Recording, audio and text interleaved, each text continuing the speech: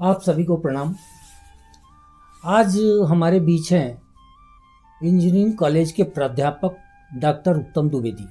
उत्तम द्विवेदी एक ऐसी शख्सियत हैं जो पेशे से तो शिक्षक हैं, बच्चों को पढ़ाते हैं, लेकिन इनके हृदय में, इनके दिल में अध्यात्म है, दिमाग में दर्शन है और इनके अन्य क्रियाकलापों में सामाजिक कार्य भी शामिल है जो लोगों के हित में होते हैं।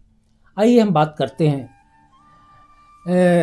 डॉक्टर साहब, सबसे पहली बात आपसे ये करनी है कि मैंने सुना है कि अक्सर विज्ञान और गणित के जो लोग होते हैं वो अध्यात्म में कम रुचि रखते हैं, और आप एक अच्छे प्रोफेसर हैं गणित के। इसके बावजूद गणित के समीकरण हल करते करते आप जीवन के समीकरण कैसे हल करने लगे, थोड़ा बताएं। देखिए, ऐसा है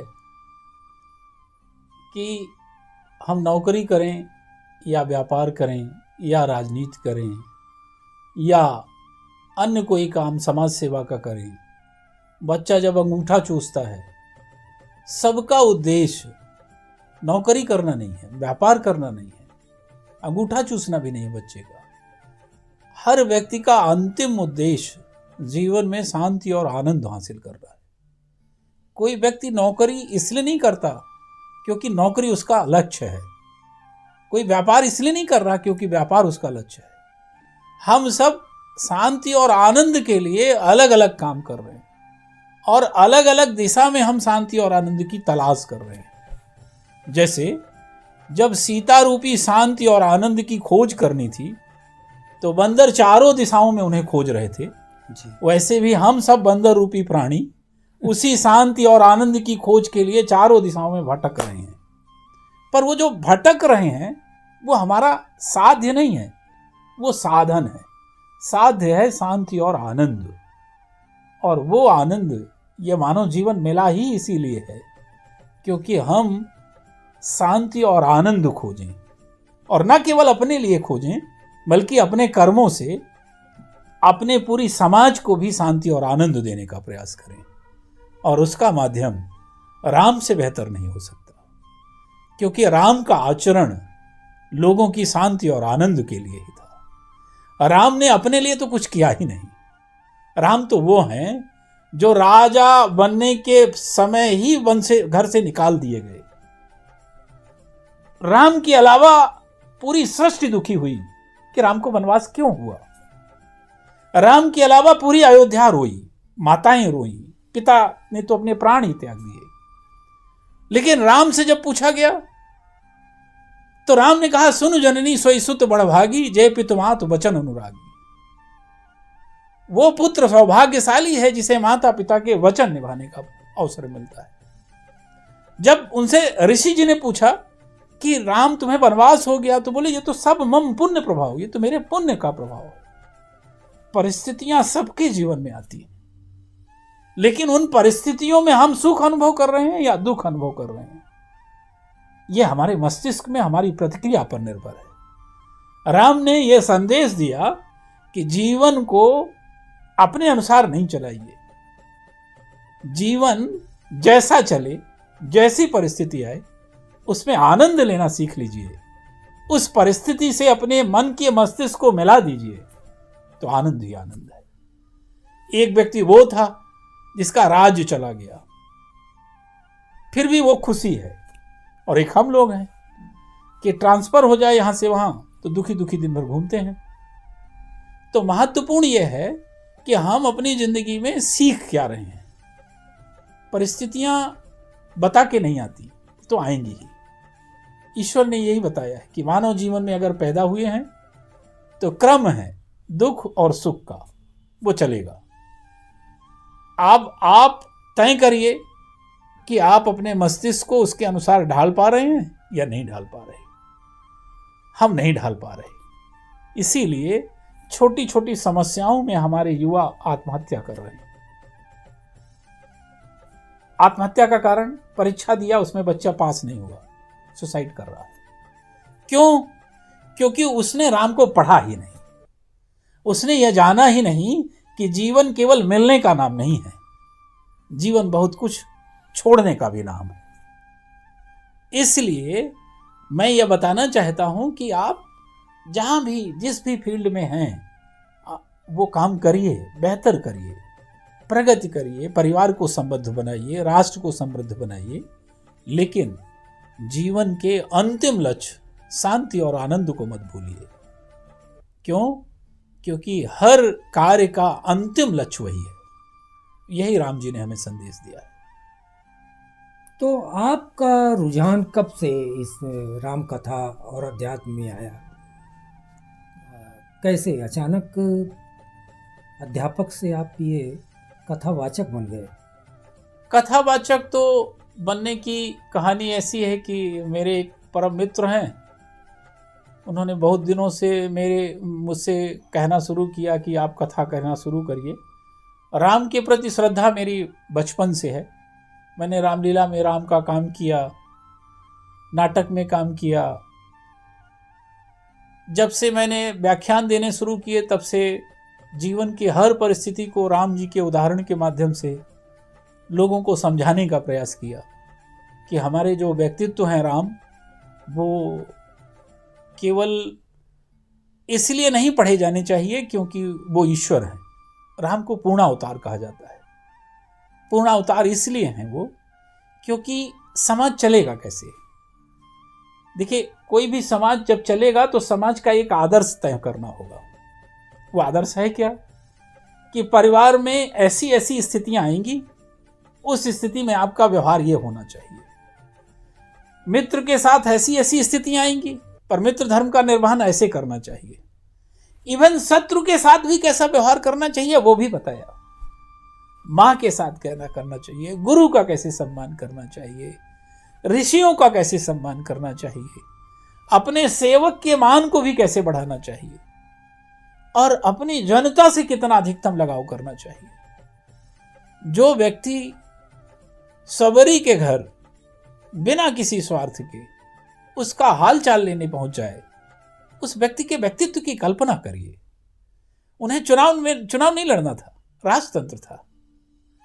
वोट नहीं चाहिए थे आदिवासी समाज के, केवल प्रेम के लिए गए थे। और सुग्रीव के यहां तो आप कह भी सकते हैं कि सुग्रीव जी के यहां गए तो सुग्रीव को उनके युद्ध में सहायता करनी थी। सबरी को क्या सहायता करनी थी? कोई सहायता नहीं करनी थी। लेकिन राम ने कहा, जाति पाति कुल धर्म बढ़ाई, धन बल परिजन गुण चतुराई। मतलब ये 10 आधार हैं संबंध बनाने के समाज में। जाति, पाति मतलब स्टेटस, कुल मतलब वंश, धर्म और बड़ाई मतलब यश, धन के आधार पर संबंध बनते हैं, बल के आधार पर संबंध बनते हैं, गुण के आधार पर संबंध बनते हैं, चतुर लोगों के संबंध बनते हैं।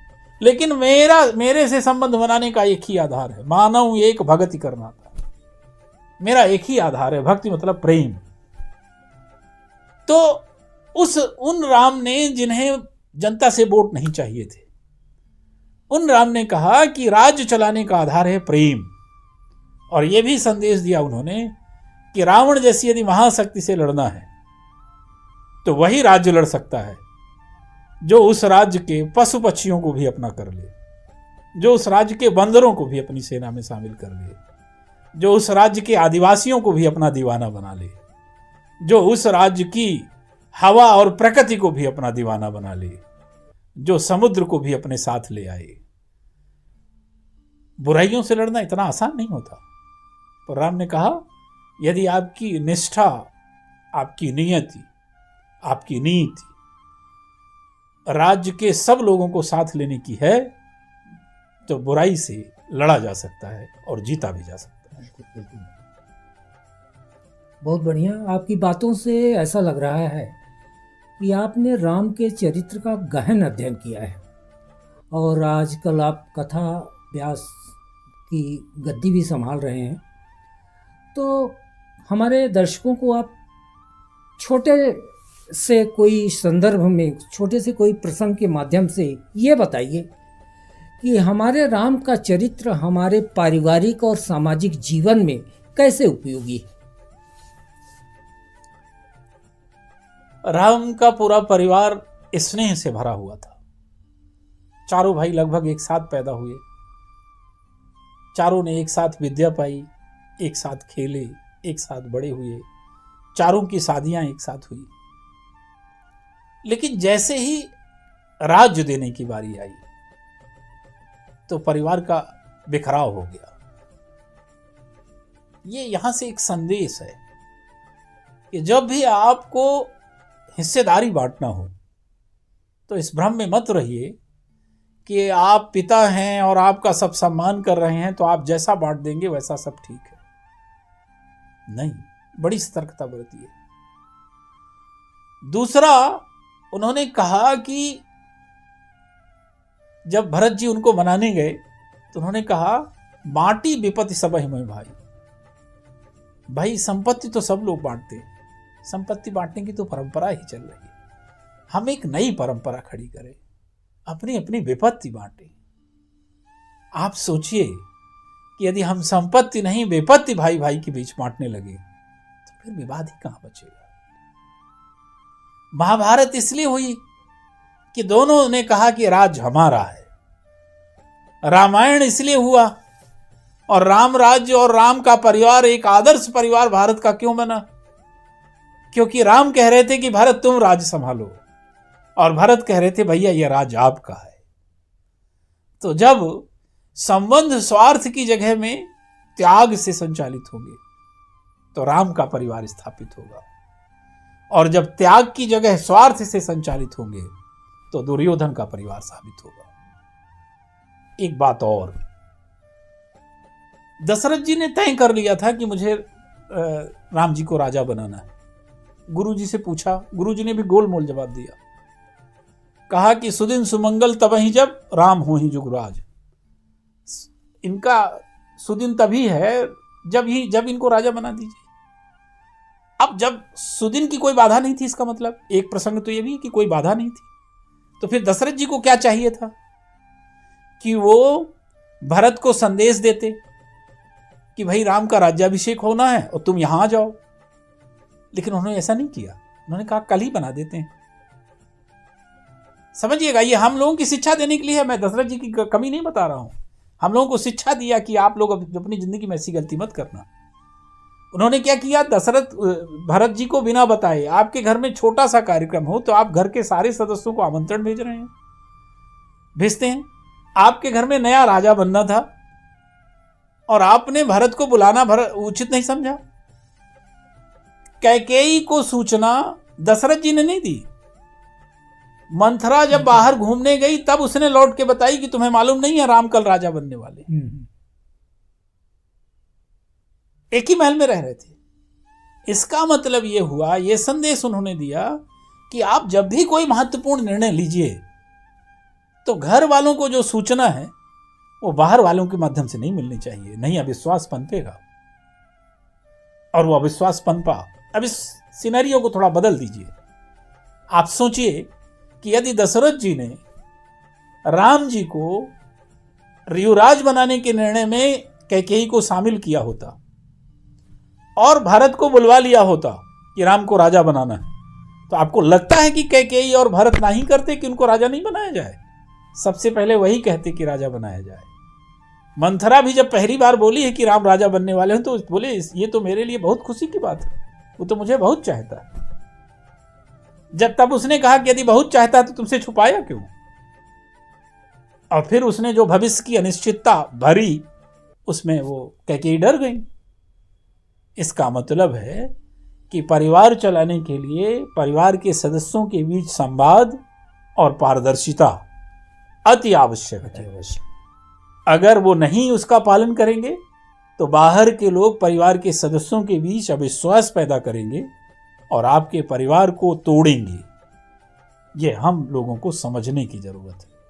और आप अपने अपने घरों में देखिए, जहां कहीं भी ऐसा होगा कि कोई महत्वपूर्ण निर्णय घर में लिया जाएगा और उसकी सूचना परिवार के ही सदस्य को छुपाई जाएगी और उसे बाहर से वो जानकारी मिलेगी, तो उसके मन में भाव अच्छे पैदा नहीं होंगे। ये संदेश है हमारे लिए। चलिए, बहुत बढ़िया। ये हमारा सौभाग्य है कि आज आप जैसी शख्सियत के बीच बैठने का मौका मिला। हम आगे भी आपसे कुछ ऐसे सीखते रहेंगे, सुनते रहेंगे। धन्यवाद, सादर प्रणाम।